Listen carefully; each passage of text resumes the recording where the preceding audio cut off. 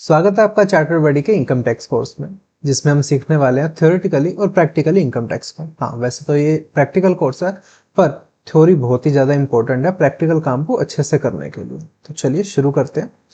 अगर आपका थ्योरेटिकल बहुत स्ट्रॉन्ग है तो आप इस सेशंस को स्किप कर सकते हैं। इंट्रोडक्शन टू इनकम टैक्स मतलब इनकम टैक्स के बारे में, बेसिक इनकम टैक्स क्या होता है, कैसे वर्क करता है। देखिए, इनकम टैक्स एक ऐसा टैक्स है जो गवर्नमेंट पर्सन्स पर लगाती है, उनकी इनकम पर। जो आप कमाओगे उस पर टैक्स लगेगा। कितना लगेगा, कैसे लगेगा, वो हम देखेंगे। ये एक डायरेक्ट टैक्स है। क्यों? क्योंकि इसका बर्डन सीधा टैक्स पेयर पर पड़ता है। अगर आपने जीएसटी के बारे में पढ़ा हो या सुना हो, तो जीएसटी में क्या होता है, जो कस्टमर है वो सीधा गवर्नमेंट को टैक्स नहीं देता। पहले कस्टमर जिस दुकान से सामान खरीदता है उसको देगा, फिर वो आगे देगा गवर्नमेंट को। तो पर इनकम टैक्स में क्या होता है, जो कमाता है सीधा उसकी इनकम पे टैक्स लगा देता है, जबकि जीएसटी में हम सप्लायर को देंगे, सप्लायर गवर्नमेंट को देगा। ठीक है, इसलिए इनकम टैक्स एक डायरेक्ट टैक्स होता है, सीधा लोगों पे लगता है, और जीएसटी इनडायरेक्टली लोगों पे लगता है। इनकम टैक्स में दो रिजीम्स चल रही है। रिजीम्स मतलब ऑप्शन बोल लो, स्कीम बोल लो, क्या है ये देखिए। ओल्ड रिजीम और न्यू रिजीम, दोनों में डिफरेंस जानने के लिए पूरा इनकम टैक्स की नॉलेज होना चाहिए। देखिए, थोड़ा बहुत मैं बता देता हूँ। दो ऑप्शन दिए हुए हैं कि आप या तो इस ऑप्शन में आ जाओ या इस ऑप्शन में आ जाओ। ओल्ड ऑप्शन में टैक्स रेट ज्यादा है, न्यू ऑप्शन में टैक्स रेट कम है। तो ऑप्शन देने की क्या जरूरत है, सारे न्यू में ही जाएंगे जब टैक्स रेट वहां पे कम है। पर ओल्ड टैक्स रिजीम में कुछ डिडक्शन, डिडक्शन क्या होते हैं, मतलब कुछ चीजें आप ज्यादा लेस कर पाओगे, कुछ एक्सपेंसेस ज्यादा लेस कर पाओगे, न्यू रिजीम में कम कर पाओगे। अब कौन से कर पाएंगे, कौन से नहीं कर पाएंगे, कैसे देखेंगे? तो पूरे इनकम टैक्स की नॉलेज होनी चाहिए, तभी तो देख पाएंगे ना कि ये बेनिफिशियल है, ये बेनिफिशियल नहीं है। तो देखेंगे, पहले पूरा इनकम टैक्स पढ़ लेते हैं।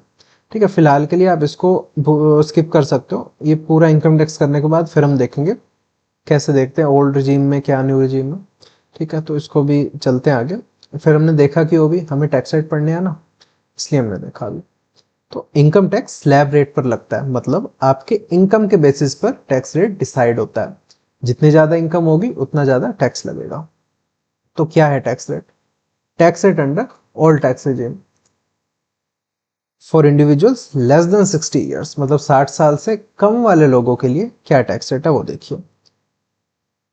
इनकम अगर आपकी 2.5 लाख तक है तो कोई टैक्स रेट नहीं है, 0% टैक्स रेट आप पे लगता है। ठीक है, इनकम अगर आपकी 2.5 लाख से ज्यादा है पर 5 लाख तक है, तो फिर आप पे 5% टैक्स लगता है। ठीक है, और अगर 5 लाख से 10 लाख के बीच है तो 20% टैक्स लगेगा, और 10 लाख से ज्यादा है तो 30% टैक्स लगेगा। क्या ये टैक्स रेट याद करने हैं? नहीं, आपके बुक है, इंटरनेट पे भी आपको मिल जाता है। तो ऐसा रटने की जरूरत नहीं है, बाकी आप काम करोगे तो आपको साथ साथ याद हो जाएगा। ठीक है, तो चलो एग्जाम्पल से देखते हैं इसको। मान लो इनकम है 10 लाख रुपए, तो क्या टैक्स लगेगा? क्या ऐसे होगा, हाँ, 5 लाख से 10 लाख के बीच हम फॉल कर रहे हैं तो 10 लाख पे 20% लगा दो? नहीं, ऐसा नहीं होता।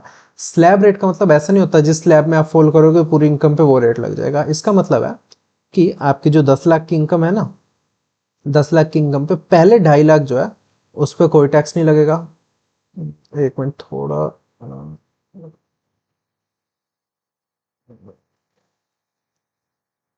जो पहले 2.5 लाख है उस पर कोई टैक्स नहीं लगेगा, जीरो। फिर 2.5 लाख से 5 लाख के बीच में जो इनकम है, कितनी इनकम है, 2.5 लाख होगी ना, 5 लाख माइनस 2.5 लाख करेंगे तो 2.5 लाख की जो इनकम आती है, जो हमारी 2.5 लाख से 5 लाख के बीच के स्लैब की आती है, उस पर 5% लगेगा। और फिर जो 5 लाख से 10 लाख के बीच में आती है, तो कितनी इनकम है, 5 लाख है ना वो, उस पर 20% ऐसे टैक्स लगता है। ठीक है, पूरे एग्जाम्पल नीचे हमने करेंगे अभी। ठीक है, तो एक ये बताना था कि ऐसे नहीं होता जिस स्लैब में लोगों को पूरे इनकम पे वो रेट लग जाएगा, नहीं, वो स्लैब वाइज लगता है, इतनी इनकम पे इतना रेट, इतनी इनकम पे इतना रेट। तो ओल्ड रिजीम में ये तो हमने देखिए 60 साल से नीचे वालों के लिए, 60 साल से ऊपर वालों के लिए क्या है भाई, तो लगभग सेम है। तो 60 लाख से ऊपर वालों के लिए अप टू 3 लाख पे जीरो कर दिया। ऊपर क्या था, 2.5 लाख पे जीरो टैक्स था, अब इस पे 3 लाख पे जीरो टैक्स कर दिया। बाकी सारा कुछ सेम, 3 लाख से 5 लाख कर दिया उसको, फिर 5 लाख से 10 लाख, और मोर देन 10 लाख, 5, 20 और 30, ये स्लैब रखा है इन्होंने। फिर एक और स्लैब डाला इन्होंने ओल्ड रिजीम में। तो देखा ओल्ड रिजीम कितनी कंफ्यूजिंग थी, 3 ऐसे याद करो। ठीक है, तो अभी देखेंगे न्यू में क्या है। तो ओल्ड रिजीम में इन्होंने 5 लाख तक टैक्स फ्री कर दिया, जीरो। ठीक है, 80 साल से, 80 या उससे ज्यादा साल के लोगों के लिए। और more than 5 lakh to 10 lakh वो 20%, और ठीक है, तो यहाँ चेंज किया, बाकी ये दोनों सेम है। ठीक है, तो एक आपने अगर नोट किया हो तो यहाँ लिखा था फॉर इंडिविजुअल्स, पर यहाँ लिखा है for resident individuals. For resident individuals इसका क्या मतलब है, देखिए रेजिडेंट इंडिविजुअल मतलब जो इंडिया के लोग हैं, इंडिया में रहते हैं। अब कौन होते हैं वो, कैसे उनको डिटरमाइन करेंगे, उसका भी एक अलग चैप्टर है, वो देखेंगे।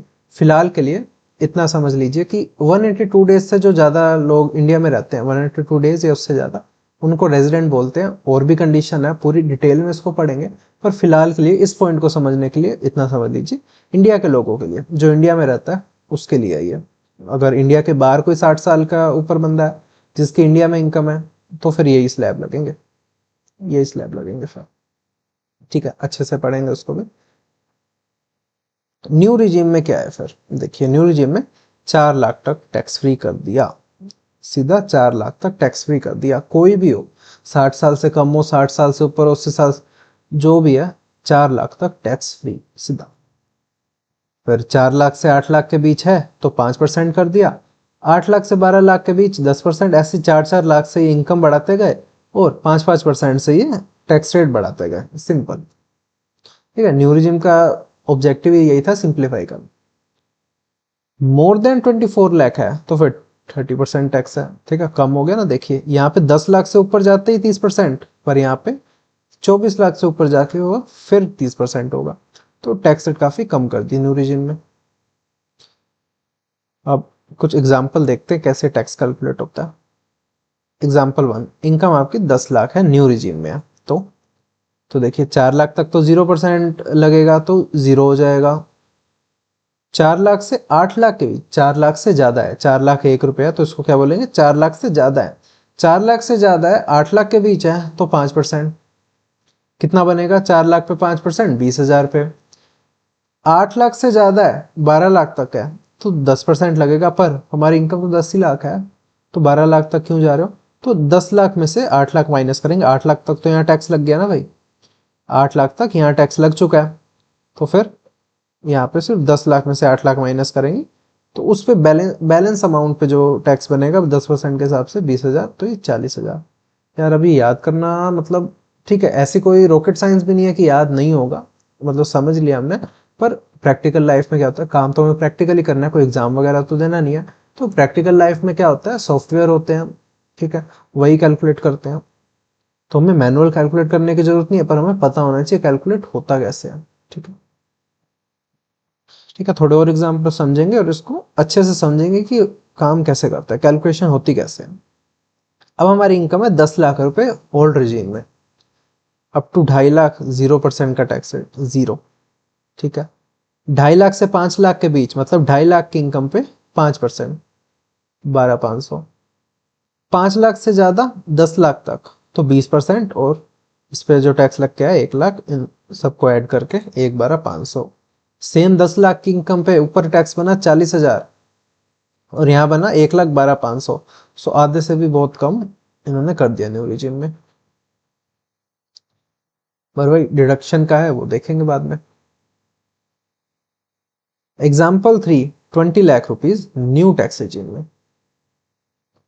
4 लाख तक तो है ही सही 0, उसकी तो कोई बात ही नहीं है, 0 ही लगेगा 4 लाख तक। तो 4 लाख से ज्यादा है, 8 लाख तक है, तो 5% का टैक्स रेट लगता है 20,000 पे। ठीक है, तो भाई 4-4 लाख से इनकम बढ़ाते जाओ और टैक्स रेट 5-5% से बढ़ाते जाओ, तो इसमें तो याद करने जैसा कुछ है नहीं, आसानी से याद हो गया। 4-4 लाख से इनकम बढ़ाते जाओ, 5-5% से टैक्स रेट बढ़ाते जाओ, 24 लाख तक आ जाए, 24 लाख से ऊपर है तो 30% का टैक्स रेट है। तो ऐसे ही 4 लाख पे 10%, 4 लाख पे 15, 4 पे 20। ठीक है, तो एग्जाम्पल नंबर 4, 50 लाख रुपए पे न्यू रिजीम में। 4 लाख पर तो कोई टैक्स नहीं है, 4 लाख से ऊपर 8 लाख पे वही, फिर 8 लाख से 12, ये चलते गए, लास्ट में आए। ठीक है, यहाँ तक तो हो गया। ठीक है, फिर 50 लाख की इनकम है, तो 50 लाख रुपए में से, ठीक है, बैलेंसिंग फिगर निकालनी है ना, कितनी बाकी इनकम बचती है। 24 लाख तक तो टैक्स हो गया यहाँ पे, ये जो है ये 24 लाख तक टैक्स हो चुका है, तो इसमें से 24 लाख माइनस कर देंगे, बाकी बची हुई इनकम पे 30% का टैक्स रेट लगा देंगे और ये आ जाएगा। सिंपल। ठीक है, ये हमने पढ़ा इंडिविजुअल के लिए, ये नॉर्मल बंदे आप मैं जैसे इंसान होते हैं उनके लिए। फिर एक आती है पार्टनरशिप फर्म, पार्टनरशिप फर्म पे और लोकल अथॉरिटी पे, ठीक है, एलएलपी लोकल अथॉरिटी वगैरह पे, ठीक है। पार्टनरशिप फर्म मतलब एक से ज्यादा लोग होते हैं, ठीक है, पार्टनर्स, पार्टनर्स बोलते हैं उसको मालिकों को, जो भी बिजनेस के मालिक होते हैं एक से ज्यादा उसको पार्टनर्स बोलते हैं। और एलएलपी मतलब एक गवर्नमेंट के पास रजिस्टर्ड होती है, ठीक है, सेंट्रल गवर्नमेंट के पास रजिस्टर्ड पार्टनरशिप फर्म होती है, उसको एलएलपी बोलते हैं, लिमिटेड लाइबिलिटी पार्टनरशिप। इसमें कोई स्लैब रेट नहीं है, फ्लैट 30% टैक्स रेट। 100 रुपये आपने कमाया, 30 रुपये हमें दे दो, फ्लैट 30% का टैक्स रेट। लाख रुपए कमाया, 30,000 रुपये हमें दे दो, जबकि ऊपर क्या था 4 लाख तक कोई टैक्स नहीं था, पर इन्होंने कमाया तो 30% का फ्लैट रेट, 1 रुपये की भी एग्जाम्पशन नहीं है। एग्जाम्पशन क्या होती है, इतने अमाउंट पे आपका टैक्स नहीं लगेगा, उसे कहते हैं एग्जाम्पशन। आपके इनकम को एग्जाम्प्ट कर दिया, टैक्स नहीं लगेगा उसमें। फिर आती है कोऑपरेटिव सोसाइटी। सोसाइटी के केस में अप टू 10,000 की अगर आपकी इनकम है तो फिर 10% का टैक्स रेट लगेगा। एग्जाम्पशन इसमें भी कुछ नहीं है, ठीक है, एग्जाम्पशन सिर्फ इंडिविजुअल के केस में। और एक एचयूएफ होती है, उसके बारे में बाद में बात करेंगे। मोर देन 10,000 अप टू 20,000 तो आपकी 20% की टैक्स रेट है, मोर देन 20,000 है तो 30% का टैक्स रेट है। तो याद नहीं करना, जब आए तो बुक आपके पास है, देख लेना। Tax rate for domestic companies, domestic company के केस में क्या होता है, अब इसमें स्लैब बोल सकते हो इसको। अगर आपकी लास्ट से लास्ट ईयर में टर्नओवर मतलब सेल आपकी जो है 400 करोड़ तक है तो 25% का टैक्स रेट लगेगा। अगर 400 करोड़ से ज्यादा है तो 30% लगेगा, लास्ट से लास्ट ईयर में। अभी हम देख रहे हैं इस साल में जो फाइनेंशियल ईयर होता है आपका 1 अप्रैल से 31 मार्च तक होता है। इससे पिछले से पिछले अभी जो चल रहा है वो फिलहाल चल रहा है 25-26। तो 25-26 के लिए हम देखेंगे कौन से रेट पे टैक्स लगेगा, उसके लिए क्या देखेंगे, पिछला साल 24-25, उससे पिछला साल 23-24, तो उसमें आपका क्या सेल थी वो देखेंगे, ठीक है। तो देखेंगे कैसे करना होता है। Tax rate for foreign companies 35%, ये जो थी इंडिया की कंपनी थी, इंडियन कंपनी फॉरेन की कंपनी को इंडिया में आके बिजनेस कर रही है तो उस पर 35% का फ्लैट रेट, कोई एग्जाम्पशन वगैरह नहीं, ठीक है। तो ये तो हो गए टैक्स के रेट। इतना ही नहीं, अगर आपकी इनकम 50 लाख से ज्यादा है तो सरचार्ज भी देना होता है। सरचार्ज मतलब एक तरह का आप एडिशनल टैक्स समझ लीजिए, मतलब एक टाइप की पेनल्टी भी बोल सकते हो कि हम ज्यादा कमा रहे हैं तो हम पे एक एक्स्ट्रा पेनल्टी लगा रहे हैं कि तुम क्यों कमा रहे हो। तो क्या होता है, अगर आप 50 लाख से ज्यादा कमा रहे हो ना तो आप पे एक सरचार्ज, एक एडिशनल टैक्स लगता है, ठीक है, एडिशनल टैक्स आप समझिए उसमें। तो ये टैक्स अमाउंट पर लगता है। आपकी इनकम है मान लो 55 लाख, ठीक है, 50 लाख से ऊपर का लेना तो 55 लाख, इस पे ये जो भी स्लैब स्लैब वगैरह लगा के आपने टैक्स रेट निकाला, या पार्टनरशिप फर्म है तो 30 या 26 कंपनी के लिए, 35 फॉरेन कंपनी के लिए। तो जो भी है आपने वो टैक्स लगाया, यहाँ टैक्स अमाउंट आ गई। इस पे आपको सरचार्ज का रेट लगाना है, surcharge rate, SR surcharge rate, surcharge का रेट लगाना, तो वो आपका सरचार्ज आएगा। तो ये टैक्स अमाउंट पे लगता है, ठीक है। तो है क्या सरचार्ज का रेट भाई, surcharge rate all tax regime में देखते हैं। अब ये इसमें कोई एज वाइज लिमिट नहीं है, सब में फॉर ऑल इंडिविजुअल्स। अगर आप 50 लाख से ज्यादा कमा रहे हो पर 1 करोड़ तक कमा रहे हो तो 10% का सरचार्ज लगेगा। जो भी आपका टैक्स आया उसका 10% आप एडिशनल दे दो उनको। 1 करोड़ से ज्यादा कमा रहे हो, 2 करोड़ तक कमा रहे हो तो 15% दे दो। 2 करोड़ से ऊपर है, 5 करोड़ तक है, 25% दे दो। और 5 करोड़ से भी ऊपर है तो 37% का सरचार्ज आप पे लगेगा टैक्स रेट का, एडिशनल आपको 37% आपको जमा करना पड़ेगा। तो यही रूल है पर न्यू रिजीम में, ठीक है, ज्यादा तो कम नहीं हुआ पर ठीक है, उन्होंने कम तो किया। 50 लाख से 1 करोड़ तो वही है 10%, 1 करोड़ से ऊपर है, 2 करोड़ तक है तो सेम है 15%, पर 2 करोड़ से ऊपर है तो 25%, ठीक है, इसमें 37% वाली उन्होंने हटा दी। 2 करोड़ से ऊपर होते ही 25%, मैक्सिमम 25% ही रहेगा। तो न्यू टैक्स रिजीम में उन्होंने रेट कम किए, ठीक है। तो ये भी याद करने की जरूरत नहीं, सॉफ्टवेयर ऑटो कैलकुलेट कर लेगा। फिर भी पता होना चाहिए कि ये चीज लगती है, एग्जैक्ट कैलकुलेशन कोई एग्जाम नहीं देना हमको, ठीक है, पर सेक्शन 196, 197, 198 और डिविडेंड इनकम में क्या है ये कैपिटल गेन का एसेट है, मतलब कोई शेयर हो गया, कोई बिल्डिंग वगैरह होगी, इसको सेल किया हमने। डिटेल में पढ़ेंगे, इसको पूरा पढ़ेंगे डिटेल में। फिलहाल के लिए आप इतना समझ लीजिए, शेयर्स वगैरह, बिल्डिंग्स वगैरह, कैपिटल एसेट्स को बेचने पर और डिविडेंड इनकम, आप शेयर्स वगैरह में इन्वेस्ट करते हैं तो वहां से आपको उनके प्रॉफिट का हिस्सा मिलता है, उसको डिविडेंड कहते हैं। ठीक है, डिविडेंड इनकम पे मैक्सिमम सरचार्ज 15% तक ही हो सकता है। इसको अभी डिटेल में पढ़ेंगे, एग्जाम्पल के साथ देखेंगे ये कैसे होता है। ठीक है, surcharge rate for firms, LLP, local authority, उनके लिए 1 करोड़ से पार होते ही 12% की जो है सरचार्ज लगेगा। और कोऑपरेटिव सोसाइटी के लिए अगर उनकी इनकम 1 करोड़ से ज्यादा है, 10 करोड़ तक है, तो 7% सरचार्ज लगेगा। 10 करोड़ से ज्यादा है तो 12% सरचार्ज लगेगा। ठीक है, कंपनीज के लिए अगर सेम है, ठीक है, स्लैब सेम है, 1 करोड़ से ज्यादा है, 10 करोड़ तक है तो 2% सरचार्ज लगेगा। 10 करोड़ से ज्यादा है तो 5% सरचार्ज लगेगा। और डोमेस्टिक कंपनी है, ठीक है, ये फॉरेन कंपनी का हमने पढ़ा। डोमेस्टिक कंपनी है तो 1 करोड़ से ऊपर होते ही 7%, 10 करोड़ से ऊपर होते ही 12%। ठीक है, तो मतलब ज्यादा कमा के आपने गलती कर दी। ठीक है, और अब आते हैं कुछ स्पेशल रेट ऑफ टैक्स। क्या देखिए, सेक्शन 194, टैक्स ऑन विनिंग्स। आपने कुछ खेल के जीता, मान लो इंडियन आइडल में आप गए, वहां आपने गाना वगैरह गाया, वहां पे आप विनर बन गए, आपको मिले 20 लाख रुपए, तो उस पर फ्लैट 30% टैक्स रेट दे दो। आप गए केबीसी में, आपने जवाब दिए सारे, 7 करोड़ तक पहुंच गए आप। ठीक है, चाहे, ठीक है, अब ये एग्जाम्पल था, चाहे आप 10,000 जीतो, 1 रुपया जीतो, जो भी है, विनिंग्स वगैरह पे 30% का रेट लगता है। लॉटरी, कोई लॉटरी जीती, 30%।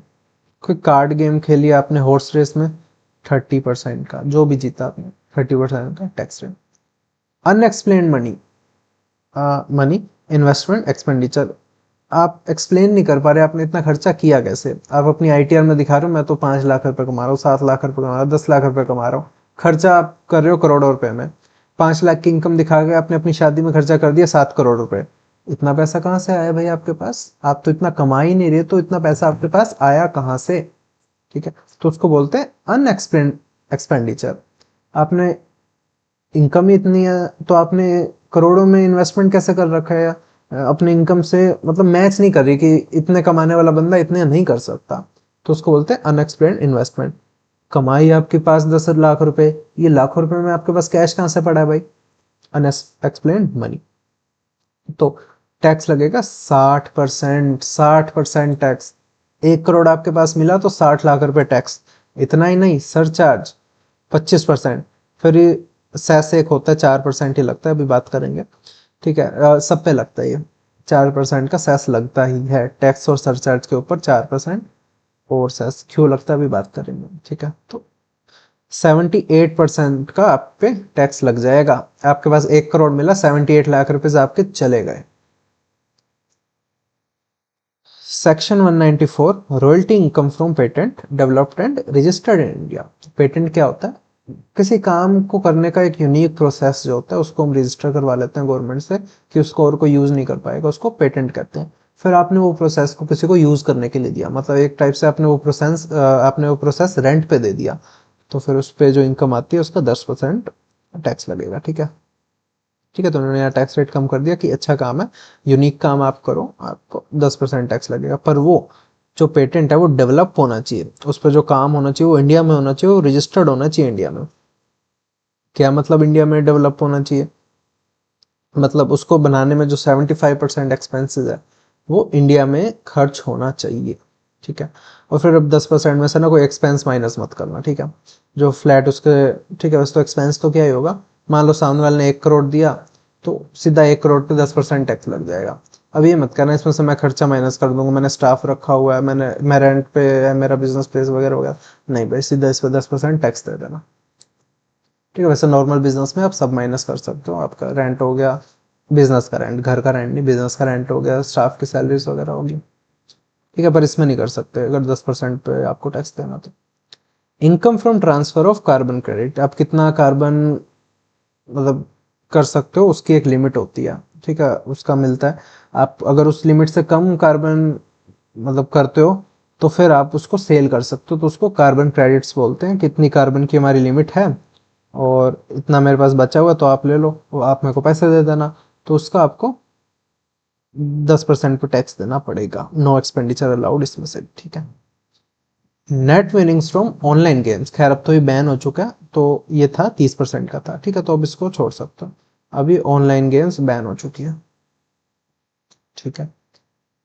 रिबेट अंडर सेक्शन 156, ठीक है। तो रिबेट क्या होती है?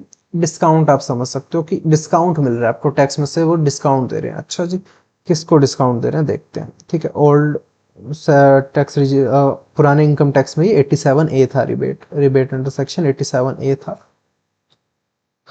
तो रिबेट मतलब डिस्काउंट, कम इनकम वालों के लिए इनकम टैक्स में डिस्काउंट मिलता है। ये सिर्फ रेजिडेंट इंडिविजुअल को ही मिलता है, भारत के लोगों को ही मिलेगा, जो भारत में रहते हैं उन्हीं को मिलेगा। ओल्ड टैक्स रेजिम में ये अमाउंट थी अगर आपकी इनकम 5 लाख तक है, तो अगर आपने सुना हो पहले 5 लाख तक कोई टैक्स नहीं, तो 12,500 या जो टैक्स बन रहा हो, तो 5 लाख पे अगर आप वो स्लैब वाइज जाओगे तो 5 लाख पे अगर आप वो स्लैब वाइज जाओगे तो 12,500 टैक्स बनता था, ठीक है।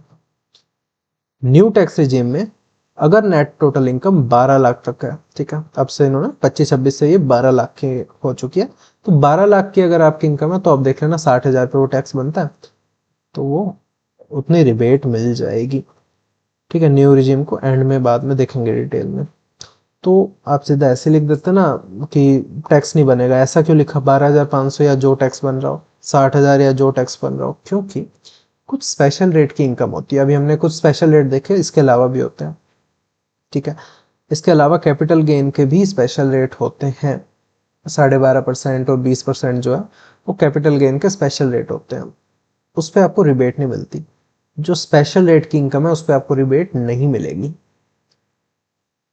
इसलिए 12,500 जो टैक्स बन रहा हो। तो ऐसा कहना गलत होगा कि 12 लाख तक कोई टैक्स नहीं है। अगर आपकी स्पेशल रेट की इनकम है तो आप पे टैक्स लगेगा, तो स्पेशल रेट पे जो भी टैक्स बन रहा है वो तो आपको लगेगा, स्पेशल रेट पे कोई रिबेट नहीं मिलती है, ठीक है। पहले मिल जाया करती थी, बाद में इन्होंने अपडेट कर दिया और देना बंद कर दिया।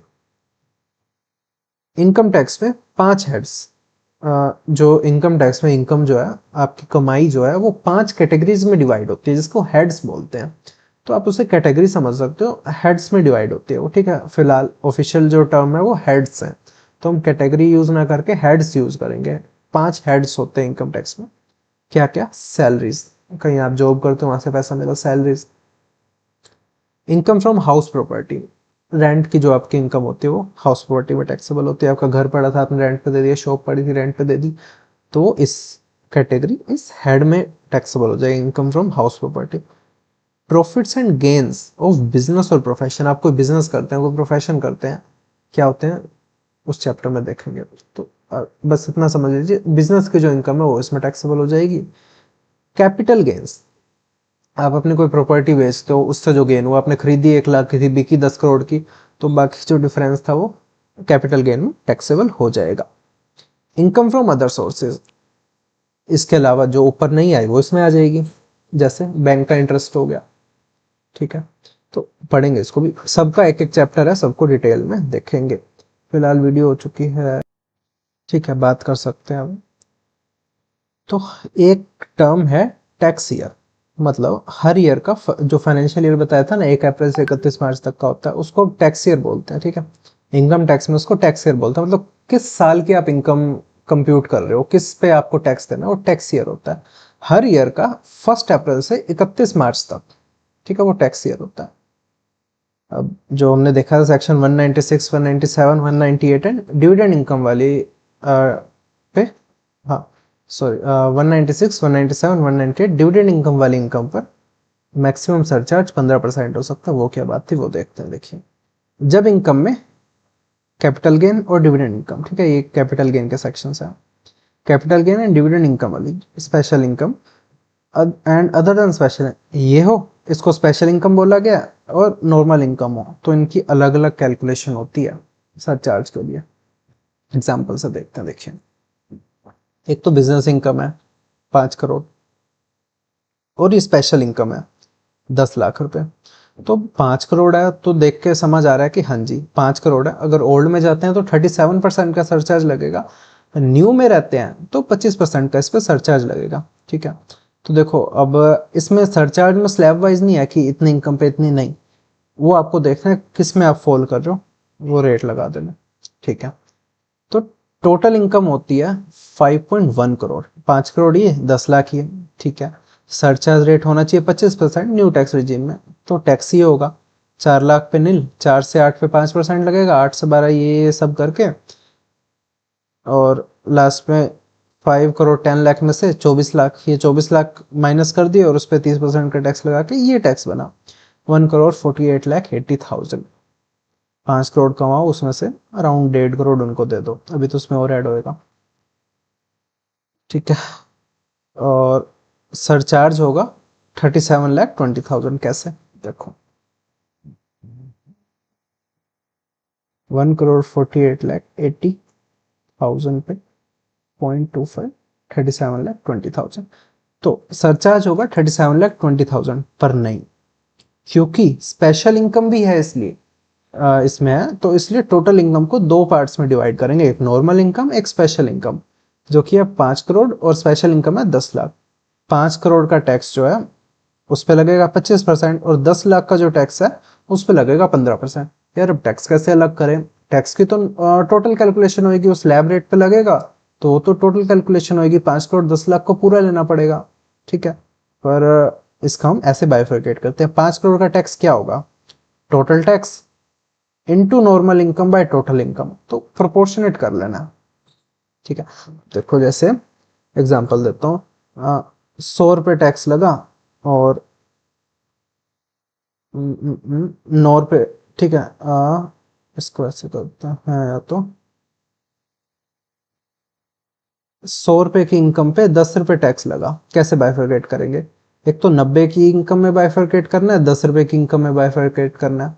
तो जो टोटल टैक्स आपका था 10 रुपये, इसको ऐसे करेंगे ना 90 डिवाइड बाय 100, तो बेसिक मैथ है ये। ठीक है, तो ऐसे बाइफरकेट करना है, total tax into normal income by total income, तो हमारी नॉर्मल इनकम का टैक्स आ जाएगा।